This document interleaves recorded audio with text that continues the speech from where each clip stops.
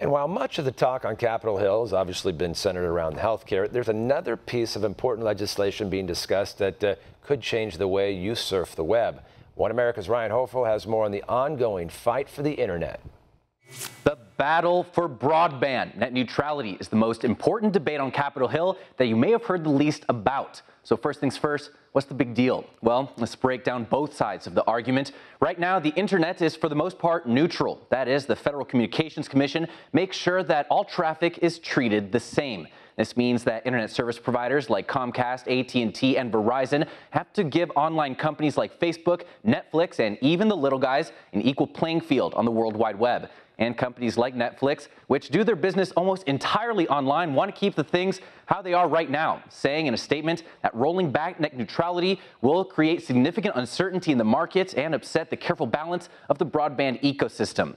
So one side wants to keep things how they are right now. On the other side of the argument, though, are companies that bring you the internet, your Comcast and Verizons of the world, who say that the FCC's rules have stifled innovation and made it harder for smaller internet service providers to compete because the government's regulations are too much for them to handle. Companies you pay your internet bill to want to get rid of net neutrality so they can have more control over it. And the new chairman of the FCC, Ajit Pai, agrees. He wants to give his agency's authority over the internet away to the Federal Trade Commission. From the dawn of the commercial internet in the 1990s until 2015, we had light touch regulation, where the agency, where the country monitored the market, let it develop organically, and then took targeted action if necessary, if there was an example of anti-competitive conduct. And it's under that light touch framework that the companies like Google, like Facebook, like Netflix were able to become globally known names. And that's the kind of success that we want to promote in the future with light touch regulation.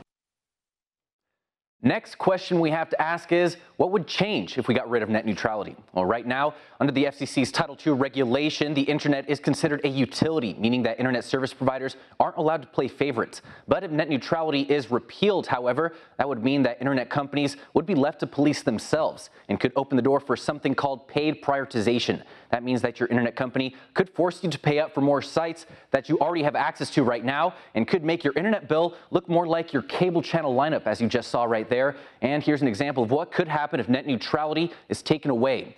Say you get your internet from Comcast. Comcast also owns NBC. And say one night you want to watch a new show that premiered on Netflix, but that show is a direct competitor with the show that's on NBC. Comcast could slow down Netflix and make you pay for faster internet to a site you already paid to subscribe to. And at the same time, they would make the NBC show run perfectly on their service, hoping to get you to watch that show instead of their competitor on Netflix. Now, that is just one example of what could happen, but right now, there's not a lot we know about the upcoming changes to the internet. Luckily, though, we will find out soon because the FCC's plan is going to be going before Congress, and the chairman, Ajit Pai, will be testifying in front of Congress on Wednesday, where we can expect to get some answers there. And of course, we will be following this story closely as the future of the internet as we know it lies in the balance.